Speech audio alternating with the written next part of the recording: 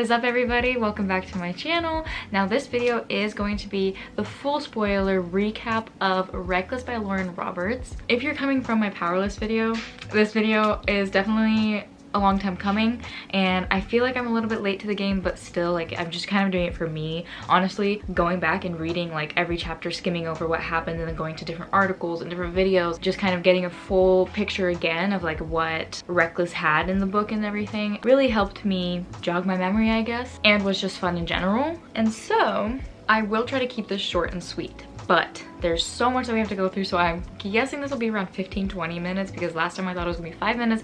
No way on God's green earth that it would be 5-minute recap, just because of everything we have going on. In this video, I am paying very close attention to the moments that we have between Pei and Kai, and just their banter and a lot of the flirting that happens. I do want to zoom in on those, because when I was doing the recap and kind of looking and skimming over every chapter, I was tempted to just kind of blow over those moments, but I realized that is quite literally why we have Reckless, is to show the amount of flirting and emotional depth that we get with those two characters. So that's why I'm just kind of prefacing that we are going to be talking a lot about the details of like how many moments they have together in this book. So without further ado, just a quick refresher, we have 3 main characters now. We have Kit, Kai, and Peyton. Kit and Kai are brothers. Peyton has just killed their dad, and Kai saw it all happen. Kit was a super cutie, sweetie golden retriever king, or prince, and now he is a cold-hearted king because he had to step in for his father's position, and Kai is now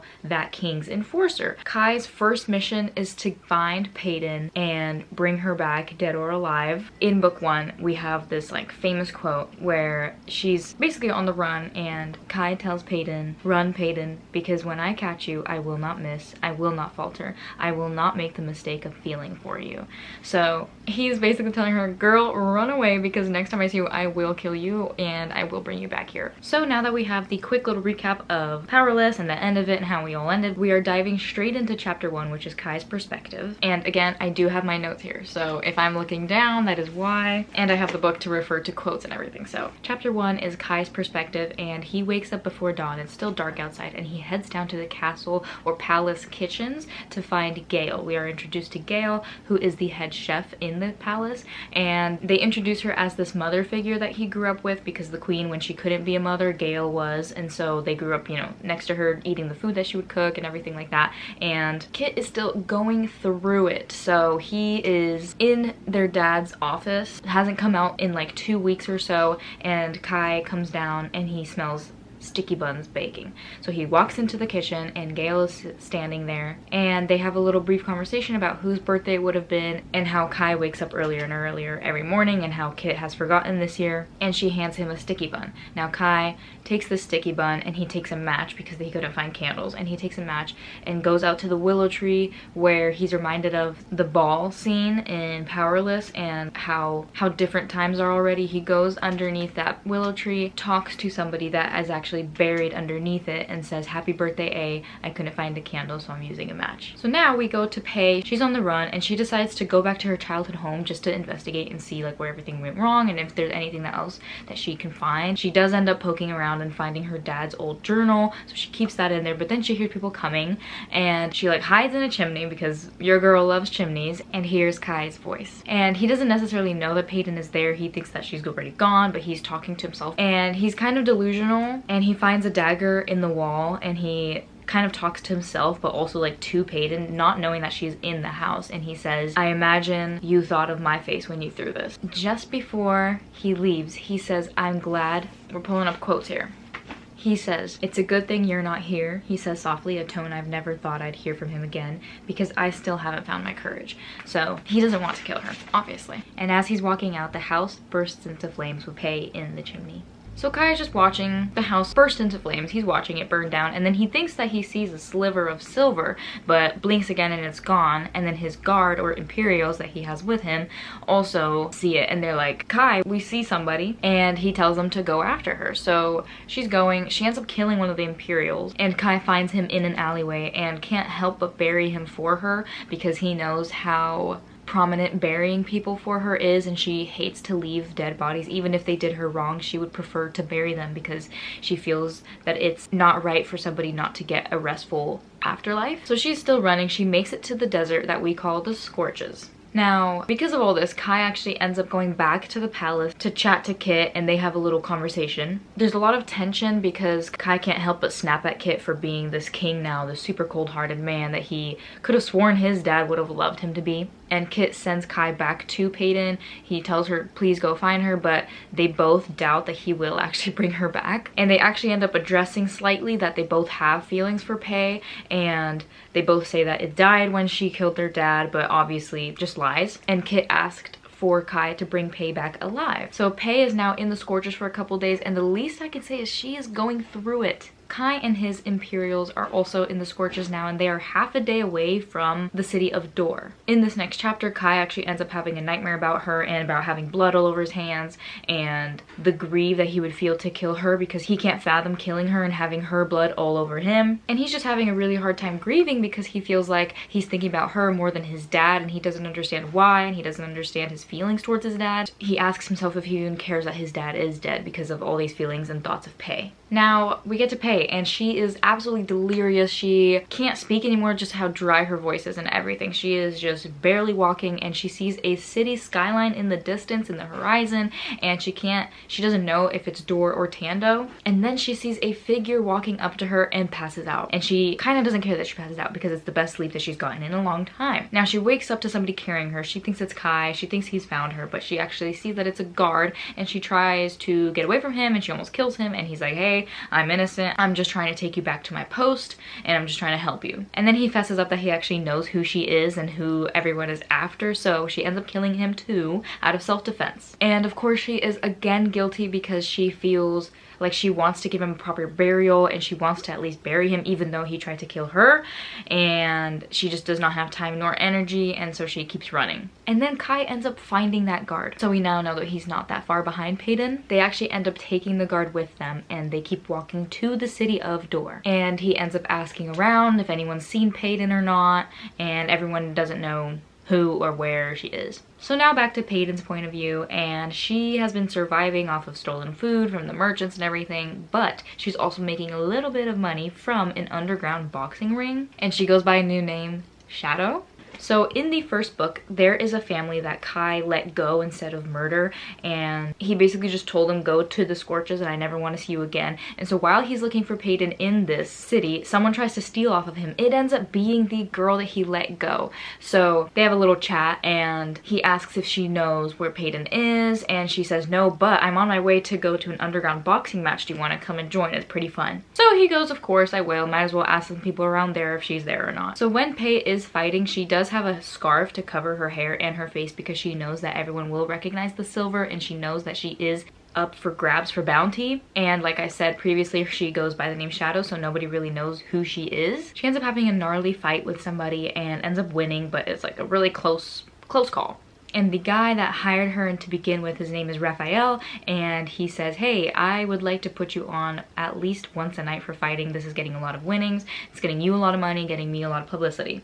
So she goes, okay, sure, deal, let's do it. And as she's leaving, she hears Kai's voice break through the entire crowd asking if Shadow is up for another round. So now we're at Kit's chapter, and he still has not left his dad's office in over 2 weeks, and he knows it. And he's just down bad for Pei. He's just thinking and recalling and rethinking over and over again every moment that Pei and Kit have had, and he's just recalling it as lies and deception and all the above, and he just cannot shake his feelings for her. So now we're back to Kai and Pei. So Kai sees her in the ring. He knows it's her just by her fighting style, and as she's leaving, he says, is Shadow up for another round? Also keep in mind that he also has a bandana on to cover his face because he doesn't want anyone to really know that he's the enforcer. So when he introduces himself as Flame.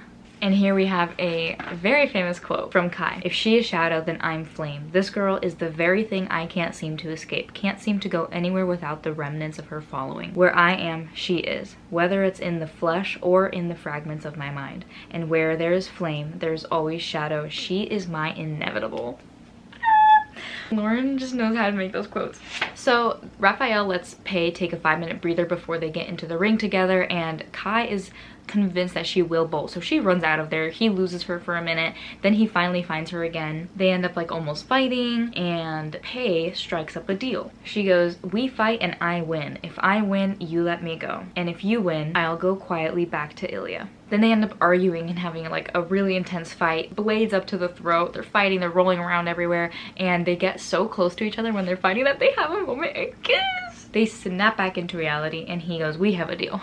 So we're getting the enemies to lovers, guys. We are getting what we want. Now they finally go to the fight, and they're fighting. They're having a crazy moment. Pei almost kills Kai, but before she does, she rips his bandana off of his face to reveal his identity. Everyone's going, oh my gosh, it's the Enforcer, it's the Enforcer. They keep fighting, and then Kai ends up taking over her and almost winning, and then he rips her scarf off of her face and shows everybody that the silver savior that they are all looking for, that has a bounty on her head, is right next to the Enforcer, and he basically announces that he will be taking her back now. And we have a little she's mine moment. So because he did win and they had a deal, she goes back with him to Ilia quietly, but they were also arguing and bickering. They end up arguing so much that she blurts out the fact that he killed her dad, and he is so surprised and shocked, and he's confused because he actually didn't know that it was her dad that he killed all those years ago. So Kai's gang of Imperials and guards finally find them, and Paden is able to kind of slip out of his grasp, and she starts running, and Kai goes and chases her down. She gets a pretty bad leg injury from him, or like from slipping or something like that, and Kai also gets a pretty bad injury, and he finally catches her. At this point it's already sunset and they need to find a place to sleep, and they end up having to stay in an inn. Just one catch, oh no, there's only bedrooms with one bed, and the person checking them in assumes that they're a couple, so they just check them in with one bed. Spoiler alert, Kai does not sleep in the bed with Paden. They end up having a heart-to-heart, and Kai is not only helping bandage and clean Paden's leg injury, but he ends up telling her that he had no idea he would be killing anybody on his first mission, let alone her dad. So he had no idea, and she has to kind of sit with this idea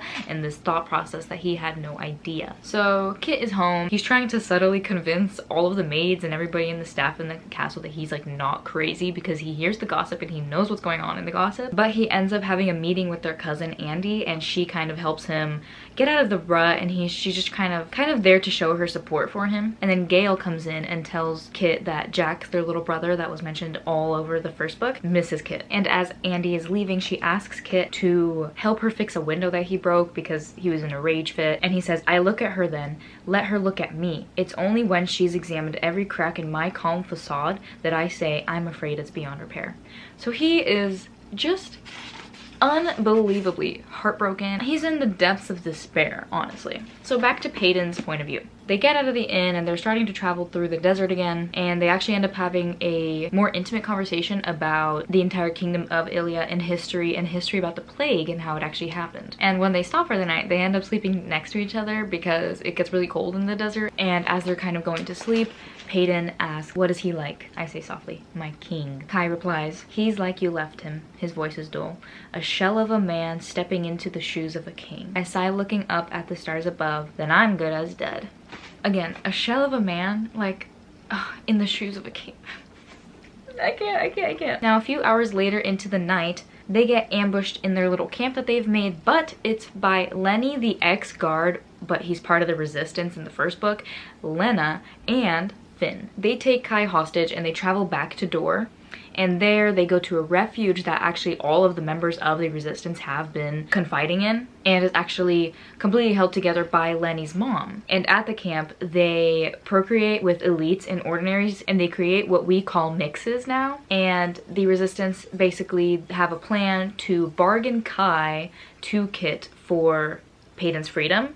But later, Pei is having like a panic attack, and Kai actually ends up helping her with it. And it kind of reminds us of the ball and when she had that panic attack because of her dress, and he helped her with it, and just how simple the days used to be. Now Kit is visited by Callum. Now he tells Kit the way that everything can be fixed is by you finding a wife, and not only to help his sorrows, but just to help the kingdom see that you are not weak, and just to help the kingdom have something to hope for, and just to help him step into this kingly role. So he goes, Kit, you gotta find yourself a wife, a bride, if you will. Now that Kai and Pei Pei are in the refugee station, Raphael, the guy that hired her for boxing, finds them, takes Kai and Pei as prisoners. But they manage to escape, of course, and they're just running for their lives. They find themselves in a tunnel that they can't really exit, and it ends up filling with water rapidly. Now, this is kind of giving the Tangled scene where they kind of find themselves trapped in water and they are inevitably going to die. They have this moment of realizing, wow, we are literally going to die in this tunnel. And they end up having a moment and just confess that they do not regret the kiss. They do not regret anything that happened between them, and they do not regret them. And they have a we're going to die kiss.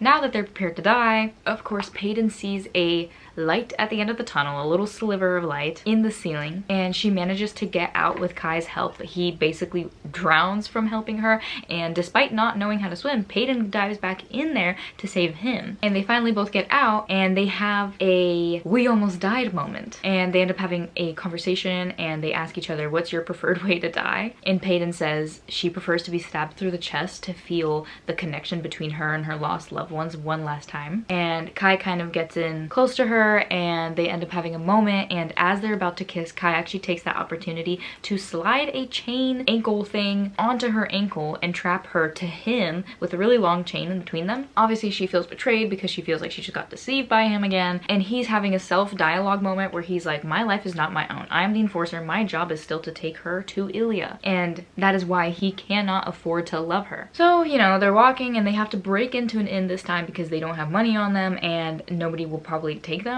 So they break in and they spend the night, and since they are chained up, they have to wash up, and because of the chain, while they wash up, the other is just standing behind the door, and they're kind of talking but also not, and that's kind of their only way of having privacy. And they argue about the sleeping arrangement, but they do end up spooning, which is, you know, a moment that we do love.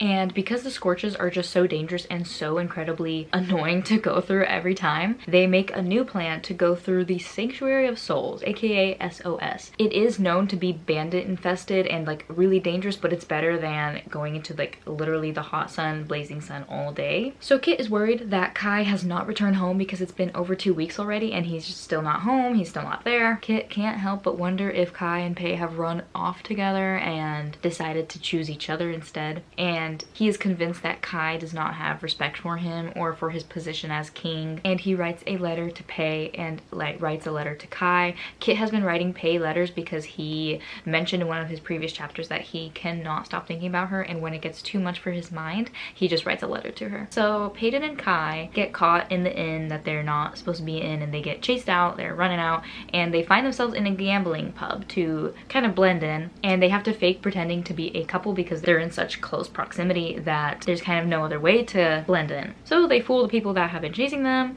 and they actually end up flirting a ton, and he asks Paedon if she's actually enjoying this, and she's just like, enjoying what? We're just flirting just because we have to. So they actually end up winning some money and they just get out of there. And as they're walking, Kai actually opens up about A, which we saw in the first chapter. The candlelight he blew out actually was his younger sister. And the reason that this is brought up is because Paedon wants her hair out of her face, and for some reason Kai ends up braiding it for her, and she was like, how do you know how to braid so well? And he starts opening up about his sister, and his sister was 4 years old when she passed away with a sickness, and her name is Ava. And he like banters with her, asks her if he's jealous that he knows how to braid hair already, and he's braided other people's hair. And the reason why nobody knows of this little sister is because the king thought it was an embarrassment for his royal family to have anybody that got sick in the family, including the queen even getting sick. And so when Ava died at 4 years old, he paid everybody that knew to keep it a secret, and even to this day the kingdom of Ilia does not know that there was a little girl or that the queen was ever sick in the first place. And he would always braid little Ava's hair because she was always too weak because of that sickness. So it was really sad. So they finally make it to the Sanctuary of Souls and they rest for the night, and Kai starts to worry about Pei and what will happen to her when they get back to Ilia. And they ended up stealing a horse to get to the Sanctuary of Souls, and while in that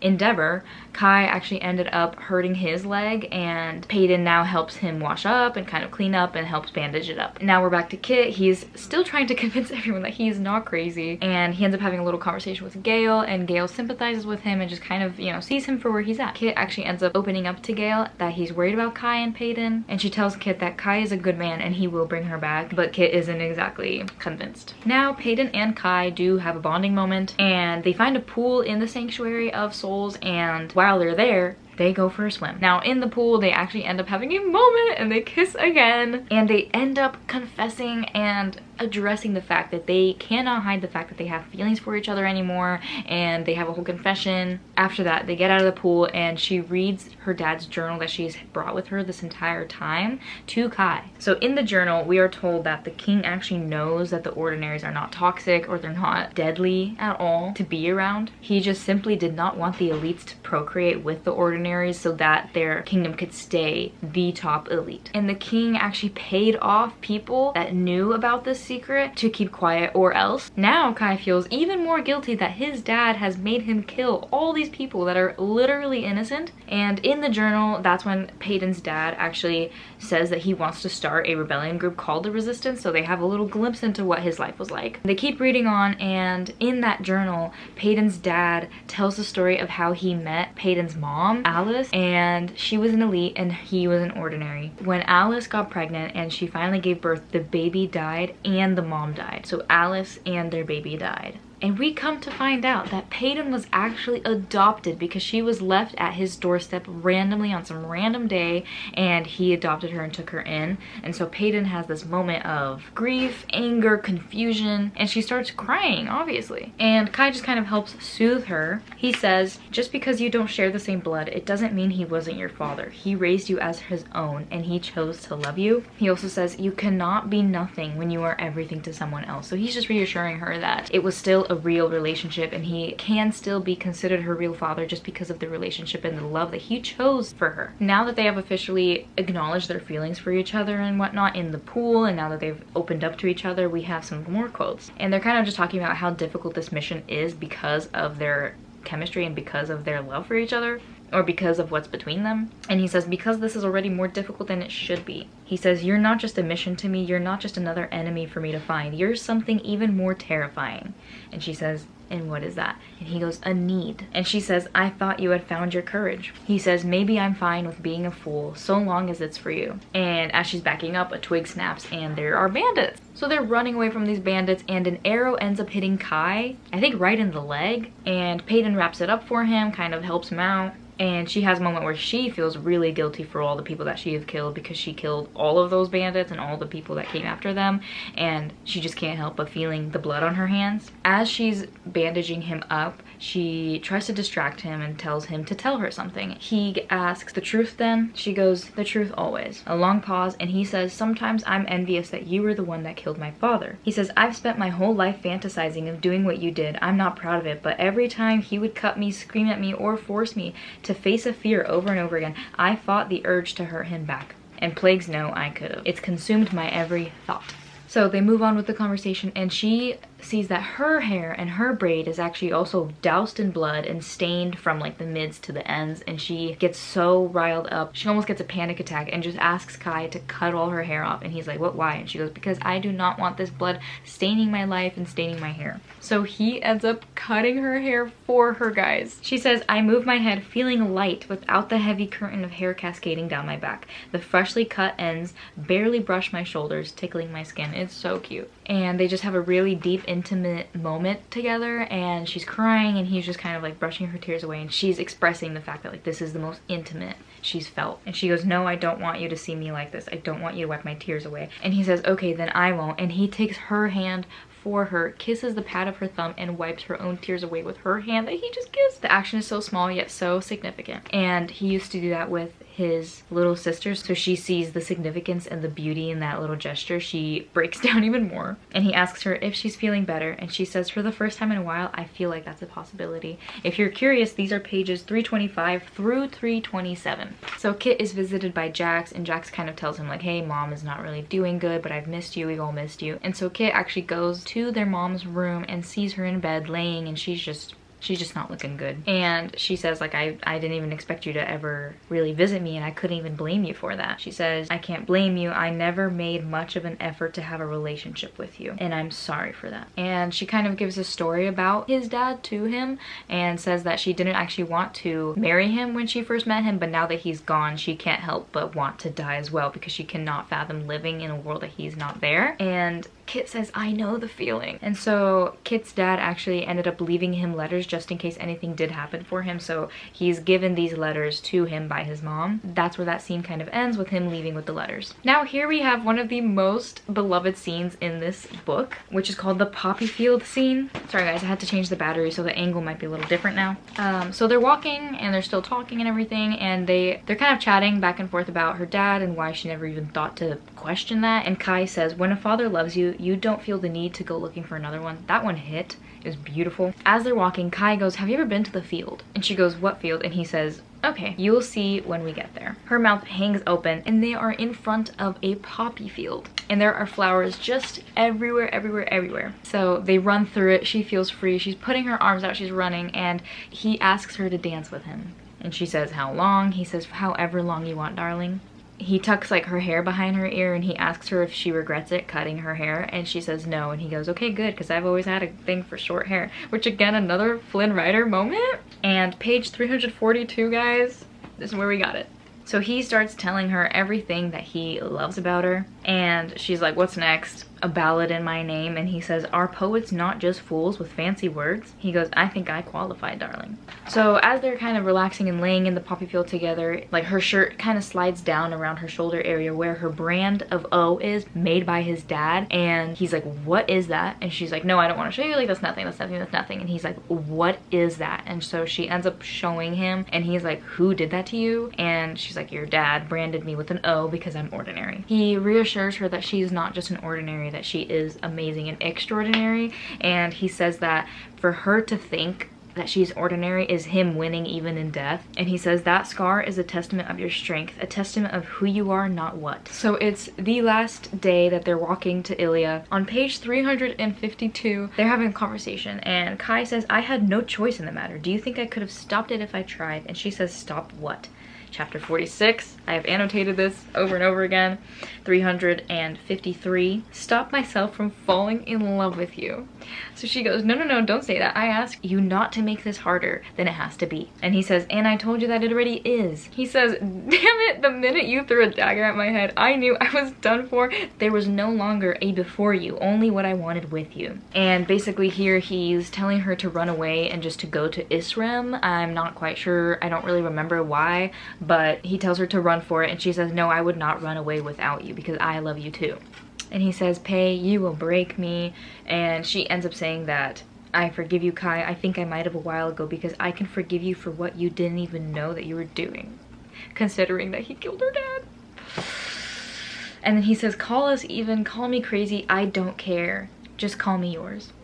We stare at each other for several thundering heartbeats. And they end up having a beautiful kiss on page 356. And he tells her to go, and she says no, and he's like, yes, Pei, and she says no. He says, no, I'm sick of running and I won't spend the rest of my life doing it unless I'm running back to you. And he says, then I will spend the rest of my life tracking you down, glimpsing you in the shadows, fighting you in the streets, dancing with you in my dreams, because living without you is only bearable when I know you are out here still living too. And then they kind of get interrupted because Kit sent Imperials to go find them, and like Kai's men to find them again, and so they kind of get interrupted. But there's one more cute quote that says, you are my proof of a paradise, that he murmured to her. And now they just kind of have to pretend that they don't love each other when they find Kit and when they come before Kit. Now page 366, they come before Kit and he is just stone cold. Paden can't recognize him for who he used to be, and Kai already knows this side of him now. And Kai is trying to look at Paden like when they're before Kit. He said, hoping that she hears the words hidden within my action of him looking over there, and says, I love you. So Paden sees Kit's eyes, and she says, his eyes. His eyes are suddenly pinned on me, green and crisp like fresh dew on a blade of grass, green and swimming with emotions, green like those of the king before him, the king who carved his mark above my heart. So now Kit goes on this little rant that he's saying, I'm not crazy and I will explain everything in due time, but Paden Grey, will you be my bride? Will you take my hand in marriage? Now Kai is going through it. His heart sinks to the bottom of the earth, and he says that he feels like he's drowning, and he will have to smother every emotion but the one that belongs to her. I will love her until I am incapable of the feeling. She is the torture I may not survive. Eagerly, she is my undoing. She was supposed to be my forever. Now I will watch her become someone else's, because the beast doesn't get the beauty. Now that's all we are left with. I genuinely feel like I go on such a crazy mental journey when I film these videos, because we're going through everything, and it just reminds me of how amazing Lauren Roberts is and just how amazing this series is. Now with that ending, we are going to get the rest in Fearless, obviously, so I do have to read that ASAP now. I will make another video recapping it, because this is just a nourishing thing for me, honestly. So if you have watched this far, I hope that you stuck around. I hope that you actually got like everything that you kind of wanted to hear from the book. I hope I did a good job explaining where Kai and Peyton had their moments and like the beauty of them and the fun of them. I feel like this book was just really to give us context on their love and how much that they go through, because without the context of all of this happening with each other, and without the context of how far they have gotten, I feel like we would not get the beauty in Fearless. So next I will be doing Powerful, which is genuinely the most heart-wrenching novella I have ever read. I don't know why she had to do us dirty like this, but I did read it and I did sob my eyes out for probably half of the book, because it is about Adina's point of view. So I will be coming out with that, so keep an eye out and let me know what you think in the comments. Thanks so much for watching, guys. Now I gotta go read. Bye.